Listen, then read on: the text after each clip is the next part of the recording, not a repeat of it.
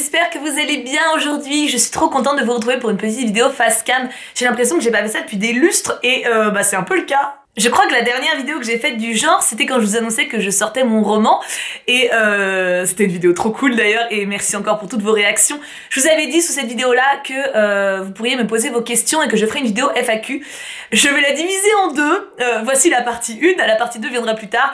Vous avez été très nombreux à me poser des questions, et encore, j'ai également eu des questions en MP Insta et sur Twitch. Enfin voilà, j'en ai eu un peu partout. Donc cette vidéo-ci sera consacrée aux conseils pour l'écriture. Vous êtes très nombreux à m'avoir demandé comment j'ai réussi à écrire un roman sans avoir jamais rien écrit d'autre que des nouvelles avant, quelle discipline j'ai utilisée, comment je m'y suis prise, voilà, comment j'ai réussi à pondre un truc en fait, et je sais que c'est quelque chose qui en titille quand même pas mal. Alors je suis loin d'être une professionnelle, mais j'ai quand même réussi l'exercice et j'ai appris beaucoup durant toute cette création, donc si je peux en aider certains, je vais pas me priver. Je ferai une autre vidéo du coup pour répondre aux questions un peu plus, on va dire, personnelles, du genre comment j'ai eu l'idée de telle chose, pourquoi je suis partie sur ce type d'univers, pourquoi de la fantaisie, enfin vous voyez ce que je veux dire, mais là on se concentre du coup sur l'écriture en général. J'ai 7 conseils à vous donner. Alors encore une fois, je suis pas une romancière établie, loin de là. Le processus créatif a été pour moi assez complexe puisque j'ai dû faire face à mes propres doutes, à mes propres insécurités, mais je me sens en tout cas maintenant bien plus confiante parce que je suis en train d'essayer d'écrire, je suis en train d'écrire sur autre chose de mon côté. Pardon, je vous ai donné un coup. Et je sens à quel point, on va dire, mon petit saboteur, il me fait moins chier. C'est très libérateur, donc je pense que la technique que j'ai est pas mal. Surtout que c'est quand même mes éditrices qui me les ont passées. Ça sort pas du sabot d'un cheval non plus. Donc bref, j'arrête de digresser. Conseil numéro 1. Alors, je vais commencer avec un conseil que je n'ai pas suivi. Enfin, pas trop, être régulier. Je pense que quand on est dans une histoire, quand on a un roman en tête, quand on a un synopsis en tête, si on n'écrit pas pendant 6 mois, forcément le temps de s'y remettre, c'est compliqué. Alors c'est très ironique puisque moi j'ai eu beaucoup de mal à être régulière pour l'écriture de mon premier roman. J'ai eu pas mal de doutes. J'ai eu pas mal de moments où je me disais mais non, mais PTDR qui je suis pour y arriver, enfin voilà, tu connais hein. Et donc j'ai eu des périodes où ça m'angoissait d'écrire, où j'étais en mode mais je vais jamais y arriver, mais de toute façon je suis pas douée machin, et j'ai pas été des plus régulières. Le truc c'est que j'ai jamais eu d'angoisse de page blanche grâce à une astuce que je vais vous donner juste après. Donc voilà, j'ai pas eu ce sentiment de débarquer dans mon histoire et d'être paumée, et c'était surtout tout au début où j'ai eu ça, une fois que j'étais lancée et que j'avais écrit on va dire la première partie. J'ai senti, tu vois, que j'étais capable. À partir du moment où j'ai écrit plus de 20 pages, 30 pages, j'étais en mode ok, donc ça tient la route mon bordel, tu vois. Donc voilà, être régulier, c'est nécessaire. Vous pouvez utiliser un bullet journal, pourquoi pas, pour vous assurer d'écrire au moins une fois dans la semaine. Pas forcément tous les jours, vous mettez pas une pression de dingue, mais au moins checker que vous y bossez de temps en temps, 1 à 2 fois dans la semaine, je pense que c'est le minimum et que c'est nécessaire. Et oui, c'est vraiment ironique que je donne ce conseil, si mon éditrice voit ça, elle va se foutre de moi, mais tous les autres, je les ai suivis. Mon deuxième conseil qui, je pense, a été le plus salvateur pour moi, en fait, et que donc m'a donné mon éditrice dès le début, faire un plan de chapitre. Mais qu'est-ce que c'est un plan de chapitre? Je vous dis. En gros, vous avez votre synopsis, au sens large. Vous voulez, par exemple, je ne sais pas, raconter l'histoire de Nif Nif le chien qui rencontre Naf Naf le chat et qui tombe amoureux. Voilà. Vous voulez une histoire sur Nif Nif Naf Naf, tu vois. Bon, je vous conseille de changer de nom, mais vous faites ce que vous voulez. Et vous avez juste ça, tu vois. Donc, bon, c'est un peu léger pour un roman, vous avez compris. Si vous commencez à écrire directement, Nif Nif sort de chez lui, il renifle une motte de terre et est très content. Tu vois, voilà. Vous allez vous retrouver bloqué à un moment. Parce que ça arrive, tu vois. À un moment, vous allez vous dire, mais merde, comment il rencontre Naf Naf, Nouf Nouf, je sais plus comment il s'appelle. On va être coincé, et est-ce que là, j'ajouterais pas un truc? Ces moments de questionnement-là, ça va faire ressortir votre petit saboteur, vous allez vous dire, mais je suis qu'une merde, je sais pas écrire un roman, pour qui je me suis pris? Et très souvent, les premiers chapitres sont d'autant plus difficiles. Ce que je peux vous conseiller, que donc l'éditrice m'a conseillé, vous avez votre synopsis, Nif Nif qui rencontre Nouf Nouf et qui tombe amoureux. Vous faites votre plan de chapitre, c'est-à-dire chapitre 1, Nif Nif sort de chez lui. Chapitre 2, Nif Nif rencontre Mot Mot la marmotte. Chapitre 3, Mot Mot la marmotte lui parle de Ronan le cerf. Tu vois, en fait, en gros, voilà, tu mets les grandes trames de ton récit jusqu'à la fin, c'est très important. Vous déroulez tout, tu vois, vous faites vraiment la structure, le squelette. Pensez à une anatomie, voilà, à une anatomie, c'est un squelette. Et quand votre squelette, il est fait, là, vous pouvez rédiger. Attention, c'est pas parce que votre squelette est fait que vous ne pouvez plus rien changer, mais c'est qu'en gros vous savez où vous allez aller. Donc vous écrivez votre plan de chapitre, et si par exemple au moment de la rédaction vous vous dites mais Nif Nif en fait je veux pas qu'il rencontre une marmotte, je veux qu'il rencontre un serpent à sonnette, Vous pouvez le changer, mais vous saurez après comment bifurquer pour avoir la fin de votre récit. Il faut avoir, je pense, une idée d'où vous allez. Si vous partez d'une page blanche et que vous y allez en mode YOLO, il y en a qui y arrivent, mais c'est 1000 fois plus difficile. Vraiment, le plan de chapitre, pour moi, c'est the conseil le plus efficace pour une histoire sur le long terme, et j'ai envie de dire même pour une nouvelle. Avant donc d'écrire mon roman, j'écrivais uniquement des nouvelles pour mon atelier d'écriture, mais j'en parlerai un peu plus tard. Et mes nouvelles, j'y allais vraiment en mode YOLO. Et j'ai réécrit deux fois depuis la fin de mon roman. Et je me suis rendu compte que j'avais utilisé le même procédé que pour le roman, pour ma petite nouvelle, mais en quelques lignes. Genre, je pars de là, je vais là, j'arrive là. Et juste ça, en fait, ça m'a permis de faire un récit vachement plus structuré. Et pour le coup, les retours que j'ai eus des autres membres de l'atelier m'ont conforté dans l'idée que c'est quand même une bonne technique. Donc n'hésitez pas vraiment, placez un squelette sur votre texte, vous saurez où vous allez et vous aurez beaucoup moins de pression, beaucoup moins de stress et surtout beaucoup moins d'angoisse de page blanche. Même si, je le redis, vous pouvez tout modifier. Ça reste votre bébé, ça reste votre texte, il va évoluer. Ça va être une longue vidéo, hein. Conseil numéro 3, qui est dans la lignée de celui que je viens de dire, faire un premier jet sans le retravailler. Parce que ça, en fait, vous êtes votre pire ennemi. C'est-à-dire que le premier jet, il faut bien vous dire que ce que vous allez pondre, vous allez le changer.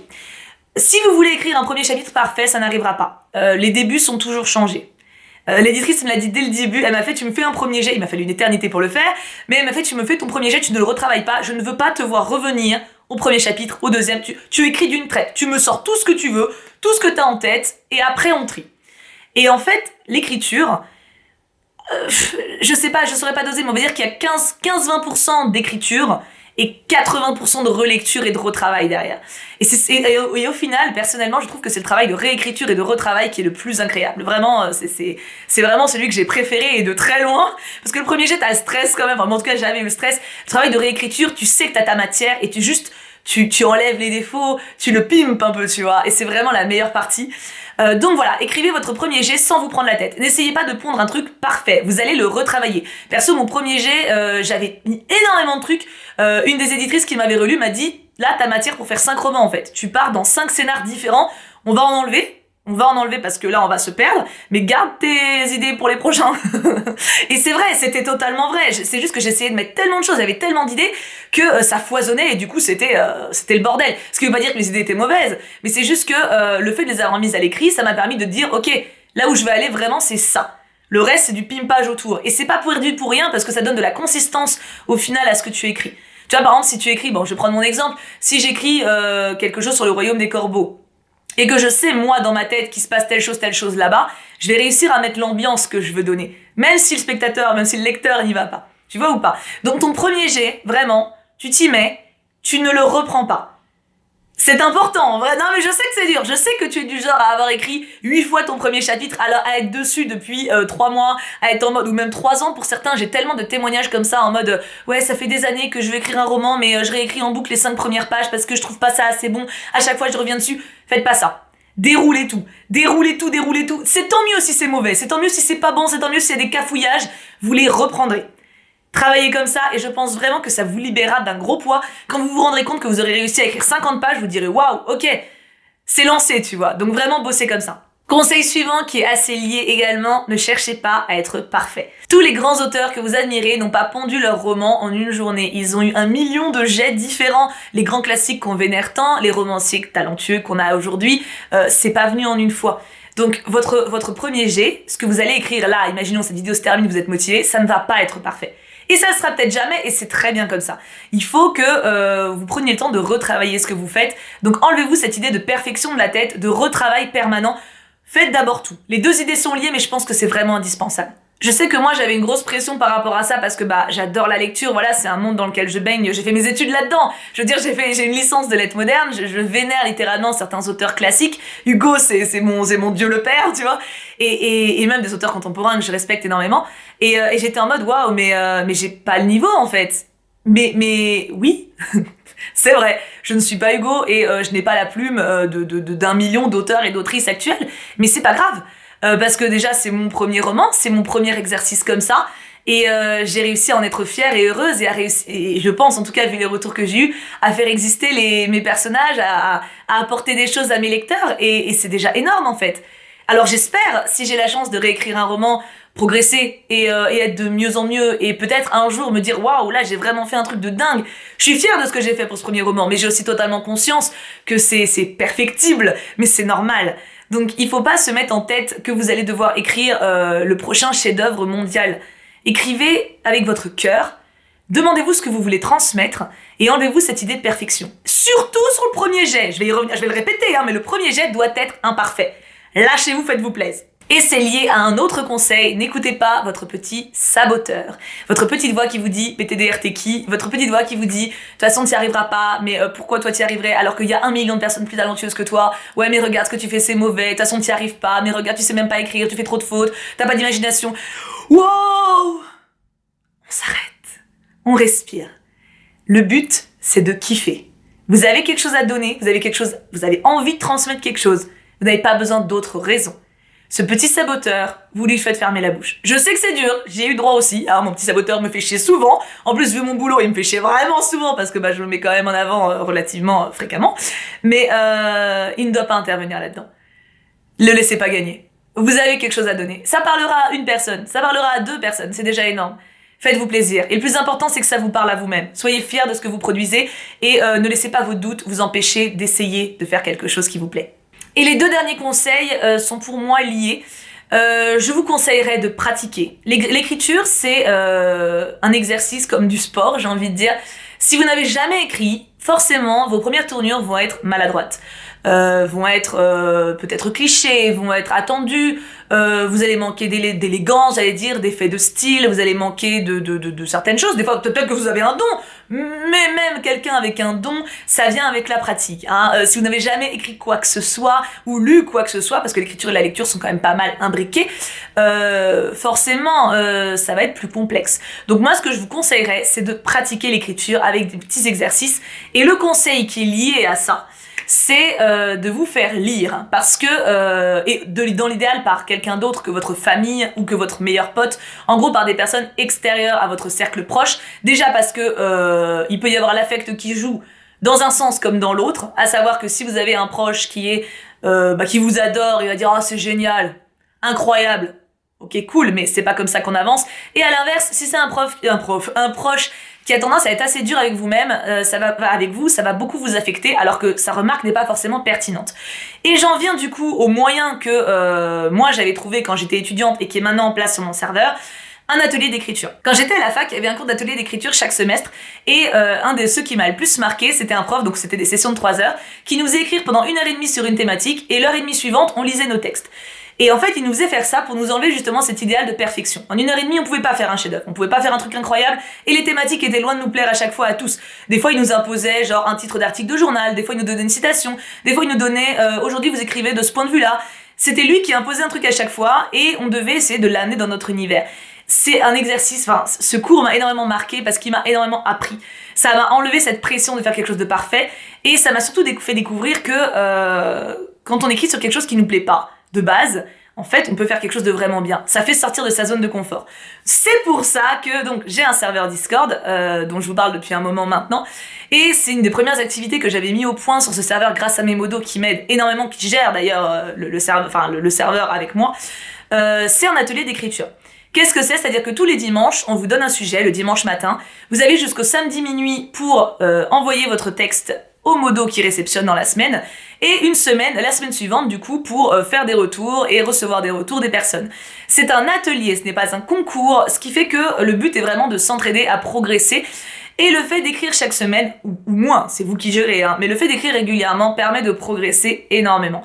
J'ai vu la différence pour le coup parce qu'il y a pas mal de membres qui participent à ce concept-là depuis plusieurs années.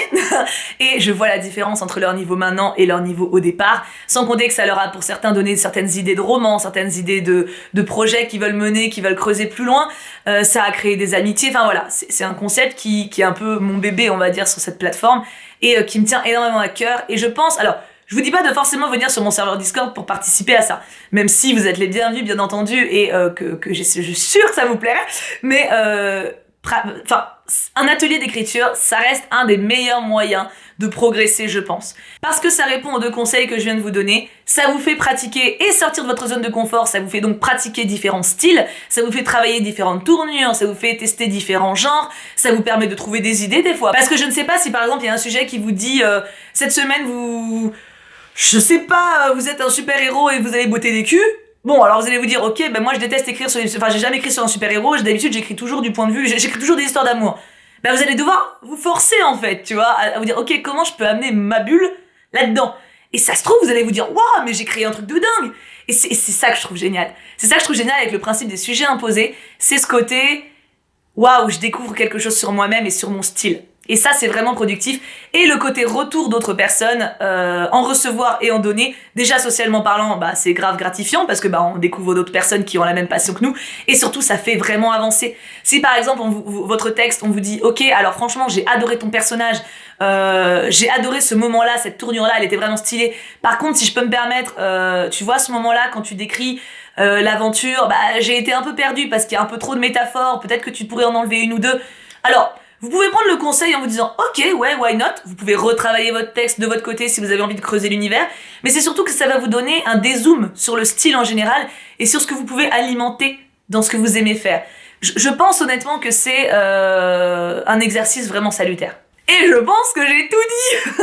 Alors encore une fois, je l'ai dit au début, je vais le redire, et c'est peut-être mon saboteur qui me dicte, mais je ne suis pas une autrice professionnelle, j'ai dû moi-même me dépatouiller avec mes propres démons, je sais que vous êtes beaucoup à en avoir, mais honnêtement, le fait d'avoir mené à bien ce projet m'a donné une belle confiance là-dedans.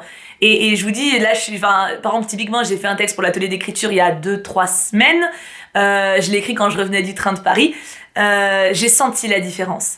J'ai senti la différence, j'ai senti la fluidité avec laquelle ça me venait. J'en ai fait 2 en fait pour être honnête et j'étais en train d'écrire le premier, j'ai dit non, c'est pas ça que je veux donner, tu vois. Donc je l'ai effacé, enfin, genre je l'ai laissé, j'avais écrit 4 pages, hein, enfin 3 pages et demie, je l'ai effacé, j'ai repris autre chose et là j'étais vraiment contente. Et ça c'est quelque chose, j'aurais pas été capable de le faire avant, tu vois.